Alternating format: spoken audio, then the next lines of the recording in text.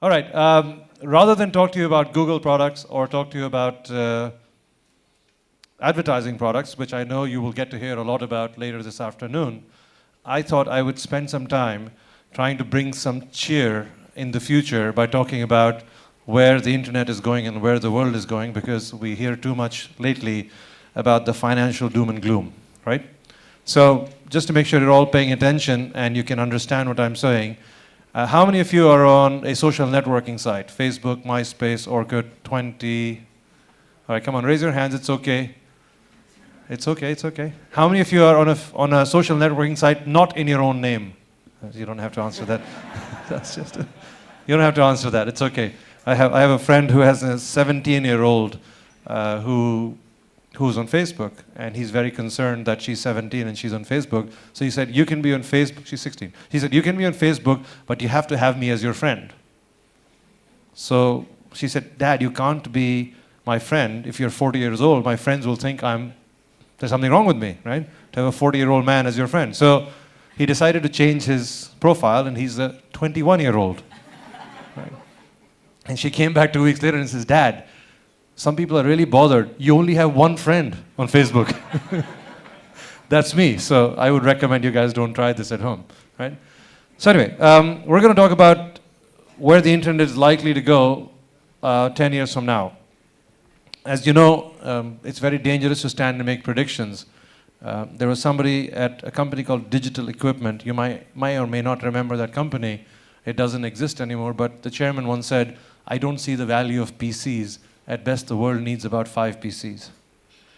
So clearly, we found out the world needed a few more than 5 PCs, and that company does not exist. So I do this with a lot of trepidation and fear, trying to predict what's going to happen in 10 years from now. But before we go there, I think it's important to try and look at where we have come in 10 years. And Minson talked about carbon papers and photocopiers. I moved to London about 8 years ago from the US.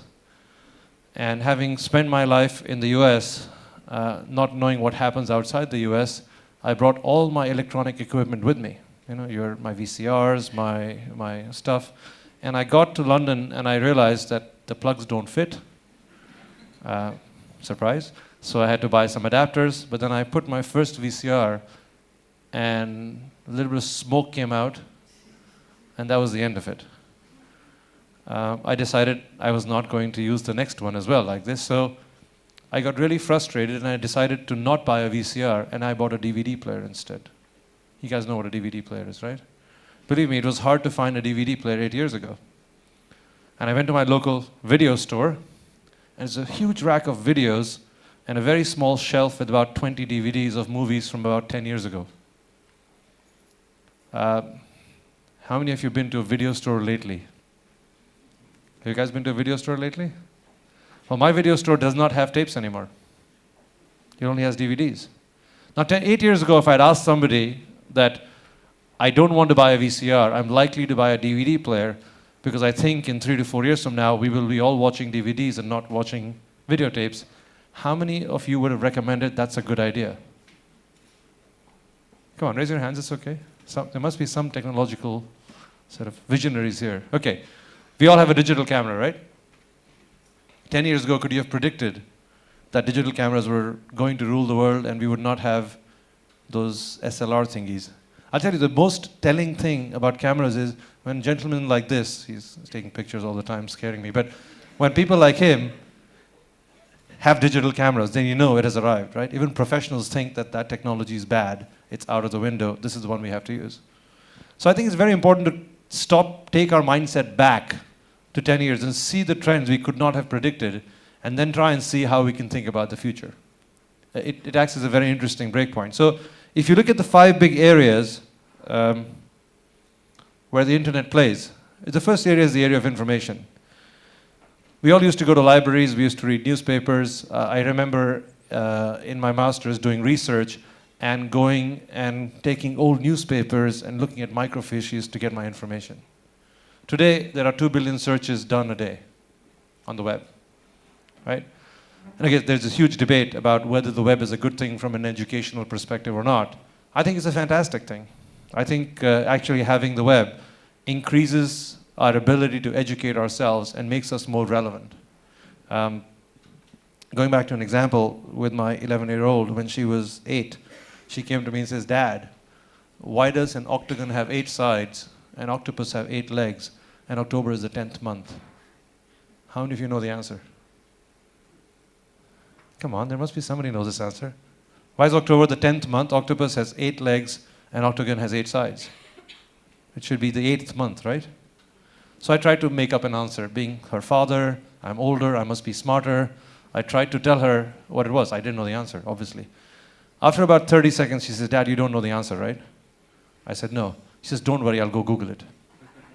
Right? And then she came back and told me the answer because she's gone to Wikipedia and found the answer. But that's the way the new generation thinks. Their notion of getting information is going out there, searching for it, and finding other people who can give them the answer. And that actually is a more interesting way of getting educated than things being thrust down upon you. So having information ready at your trips. Now, we'll see where that goes in 10 years from now. Communication. For those of us who worked 10 years ago, the biggest revolution in my company 10 years ago was, I used to work for a financial services company, and one day the head of IT said, "I have a very important announcement to make." And his important announcement was, you can send emails to people outside the company. Fascinating, wasn't it? He said, "But be careful. Don't send any large files, because if you send any large files, our IT system will crash." That was 10 years ago. And today, we all watch videos, we all send large files. No file I get is less than 2 megabytes, or sometimes even 10 megabytes, right? Today there are 80 billion emails sent a day. 80 billion. There was a time 10 years ago, people thought that nobody would bother carrying mobile phones because they were too big, they were useless, and we all had a phone wherever we needed it, right? We had one at home, we had one in the office, we had one around the street corner. I won't ask who in this room does not have a mobile phone. Probably easier to ask which of you do not have 2 mobile phones. Right? So clearly you can see where communication has come in the last 10 years. If you look at the world of entertainment, I grew up in India, and when I did, we had one television channel. One. It used to work from 6 p.m. till 11 p.m. And at 6:30, you used to have a very popular program, not Love Factory or Love Story, but there was a program which was about Indian Bollywood music, which was very popular. But I had to go to my aunt's house at 6 o'clock to watch that television program, otherwise the seats in her living room would be taken. Now just imagine the role of a media agency in India, yeah? Trying to sell television advertising is very easy. I'd like to buy television. Good. What time? How many channels? 1 channel. So you could pretty much set the price. It's a little more complicated now. The problem now is I have 500 channels at home. I still cannot decide what I want to watch. So I spend more time changing channels than I spend time watching something. But if you take a look at where kids are today, right? They don't worry about the television. My 11-year-old wants to come home, finish her homework, and spend more time on the computer than she wants to go watch television. And I'm sure all of you have that similar experience with your children. As you can see, I'm obsessed by my 10-year-old because she, to me, epitomizes the next generation.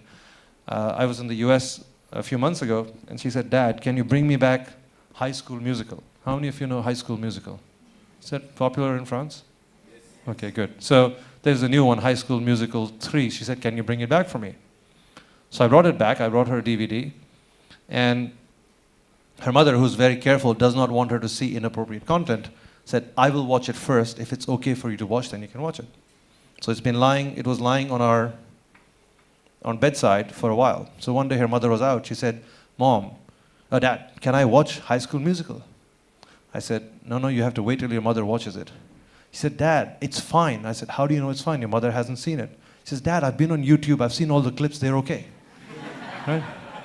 So clearly, you can see the first thing that comes to mind for the next generation and how they're going to consume entertainment content is they're going to go find it on the internet. Right? If you carry that on to commerce, $130 billion was spent on the internet in Europe last year.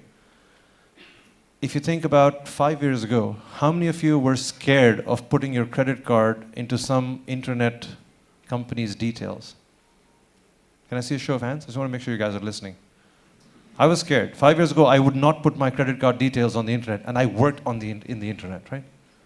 Today, how many of you are scared? I'm not. It's very convenient. I spend my money on the internet. And 5 years ago, it was very hard. And a lot of the large companies would say, I don't want to put my business on the internet because people as consumers don't want to spend money on the internet. So we've come a long way. And last but not the least, this is a phenomenon we're still trying to understand, the phenomena of community. About 3 years ago, it was only the desperate, lonely, sad people who used to go on the internet and make friends, right?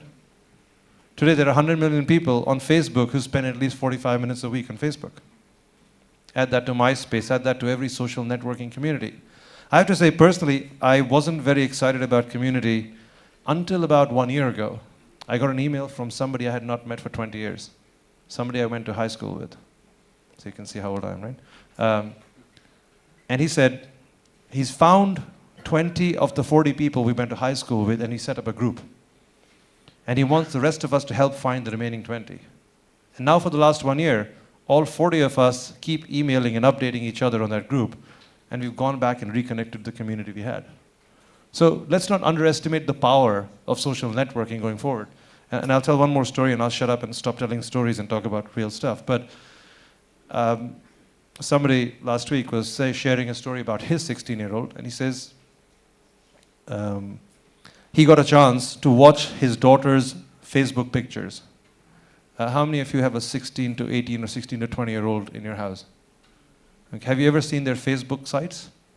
Okay, clearly, if you were in any country and you wanted them to get a good job or be a politician, that would be a bad idea, right? Those pictures and those things are very dangerous. They're not going to go away. So this friend of mine, who's a very renowned business person, said, I sat down with my 16-year-old and said to her, darling, you don't understand. You know, you see the Senate hearings in the US, you see how people get their jobs. It is a bad idea to put very private information and pictures like that of your partying on your Facebook profile because they will always be there. And you may never get a job. And she put her arm around her dad and says, Dad, don't worry. Nobody like you is likely to hire me. People who are going to hire me are most likely going to be on Facebook as well. Right? So again, there's an interesting shift we're going through from a transition perspective. And all these things will change despite our best intentions. The point I'm trying to make is that we tend to underestimate the long term, we tend to overestimate the short term. So I was here, by next year we will have this, and usually it's not next year, it takes 24 months to 36 months. But when I say, what about 10 years? Say, oh, in 10 years, DVDs, no chance. Digital cameras, no way in hell. So let's take a look at where we are headed over the next 10 years, and what are the big trends we're going to have. I think the first big trend we're going to see from a technological perspective is we're all going to be living in the cloud. So what does that mean? What does living in the cloud mean? Living in the cloud means a lot of our information, a lot of our data is going to reside out there in the Ethernet, in the web. A lot of companies are beginning to do that. It's very convenient. My email is on the internet. My email is not on my PC. My documents are on the internet. They're not on my PC because I can share them. I was in Spain a few months ago, and we took some pictures. We had the pleasure of getting an award in Spain. I won't dare try and pronounce it because I can't. But we took some pictures, and I wanted to show it to my friends. I was able to put my pictures up on my Picasa web album, and then use my mobile phone to show them pictures of my web album. Right? If I had my pictures on my PC, it was unlikely I would be able to share them. So slowly what's beginning to happen is we are putting our documents on the web, and it's sort of like the credit card phenomena right now. If I ask large companies, if I ask small companies and say, is your information on the web? And say, oh, no. I'm very concerned about security. I'm concerned that my data is not safe. However, interestingly, consumers keep their data on the internet. Most of us have personal email accounts, and all of our data is on the internet. So it's a matter of time when companies will start storing their information on the internet because she's telling me I have to go quickly, right? Okay, I'll do it quickly, don't worry. How much time do I have? 5 minutes? Okay, that's very quick. All right, I'll try and be quick. So one of the things we're going to see is we're going to see ourselves living in the cloud. A lot of companies will put data out there. 10 years from now, all our information will be there. You'll be able to access that information from any device, wherever you are. The next big trend is going to be one trend of collaboration. In the past, our tendency to do stuff was we would put 300 programmers in a warehouse, tell them write lines of code, and come back, and a product would be ready in 2 or 3 years. Today, at Google, We think of an innovation in the morning. We have people code it in the afternoon. We deploy it in the evening. By the next morning, 1 million users have given us feedback because we're always running 5% experiments. And then next afternoon, we've looked at the results and said, that makes sense or that doesn't make sense, and we go back and try something else. At any point in time, in a day, we have about 50 experiments running on Google where we're trying out different things, whether how to show searches, how to show results, how to do different products. It's a very different world that we live in. We've just released 8 million lines of code, and the new Google phone has people from all over the world contributing code, as opposed to only our engineers working on it. Now that's a technological example. There is an example of the same thing in the media world, where, have you seen a movie called Snakes in a Plane? If you have, you're sad like me. But it's clearly not a very popular movie. But the plot of Snakes in a Plane was designed by people on the internet. So the director and the author put the plot up there and let people contribute their ideas and decided to collaborate. There's another project called A Swarm of Angels, where you can pay $50 and be part of the editorial committee which decides what the movie is going to look like. And last but not the least, I think in the next 10 years, it'll be impossible for any business to exist without relying on technology. The business will have to be based on technology. All right, so how will life be different in 2018 in 4.5 minutes or less? First, let's take the world of information. Imagine a scenario. The biggest challenge we have on information. Right. Something happened. It's going to come back. Imagine the world of information where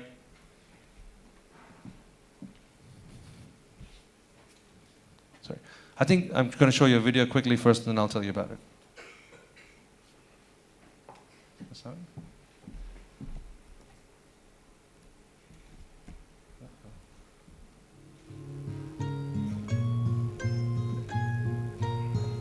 The closest would be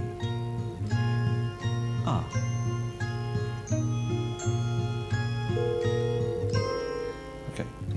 Clearly that wasn't a very effective video. But the point of the video is, in the future, the probability that we're going to look at information in a very, very visual format is very high. There's going to be billions and billions of text out there, billions and billions of amount of text. And for us as individuals to process that text and look at it, we're going to start looking at more and more visually. So if you see products like Google Earth, Google Maps, Street Views, etc., you're going to start thinking visually and say, how do I visualize this information? Where is this thing I'm looking for? If you move forward and look at the challenge of communication, we have 6,700 languages in the world. And it's, we all have phones, we all know how to communicate with each other. What we still cannot do is communicate with people who speak a different language. So I think the biggest change in communication is going to be the fact that large amounts of computing power will be used to do instantaneous translation in the right way. How many of you have tried to translate a document on the web? It's miserable, isn't it? It sucks. It takes a word, translates the word, and it strings it together and says, you don't understand grammar.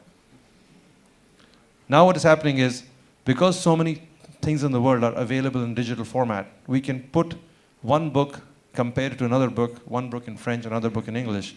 And if we have 5 million books on each side, which have been translated, we can match sentence for sentence and do sentence-based translation. We can already do that on text today. So I'll show you an example of how you can do it when you want to talk to somebody on text. And just imagine, if I was making a phone call to you, I spoke English, you spoke French. I speak in English, somewhere in the cloud, the translations happen to French, and what you hear is a French voice saying that sentence to you while I'm speaking in English. And with the development in computing and power and technology, that is possible in the next 10 years. I'll show you an example of that happening on text. This is already possible on Google Talk.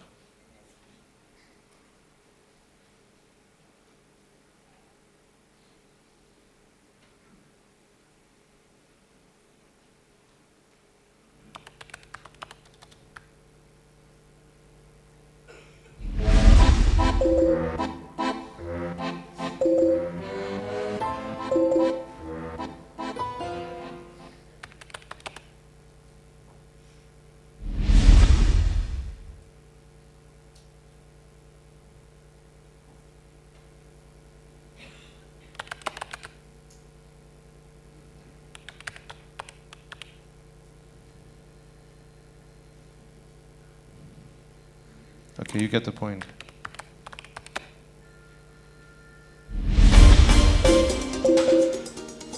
So suddenly you see that they've added a Spanish person as well, and they can communicate between French, Spanish, and English. So this is possible today on the web by using contextual translation. If you take that and move that movie forward, once you include speech into it, imagine that you and I could be talking. There are 6,700 languages, which means we can talk to pretty much anybody in the world using this technology. Last but not the least, Vincent talked about RFID in stores. Imagine that you can do that with your mobile phone, use your mobile phone to pay. It is already happening in Japan. The likelihood is that we will be able to do that in this part of the world as well.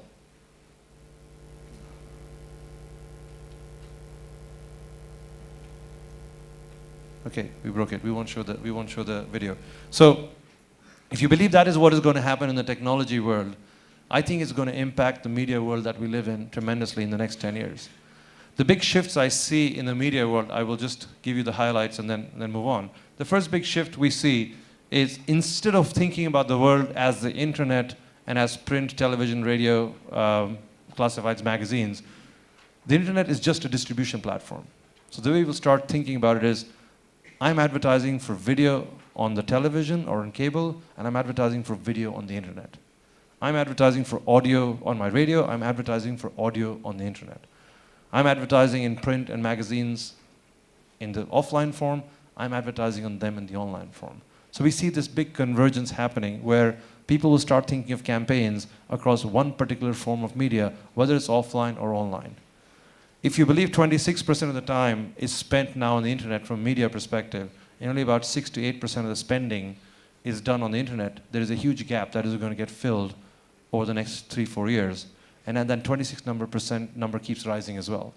So you're going to see a big shift in terms of spending going to go from traditional offline media towards online media. And again, like Vincent, I'm not standing here saying, this is the end of television, this is the end of radio, this is the end of print. They're going to coexist.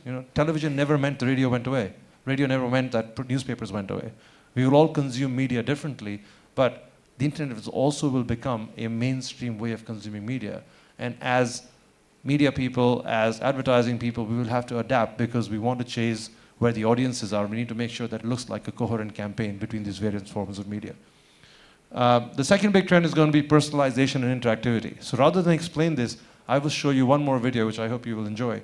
It was sent to me, and I never forward emails or videos that I get. But this video, for me, is the example of interactivity, is the example of personalization, and is an example of a viral campaign which was done. Let's see if I can get it to play.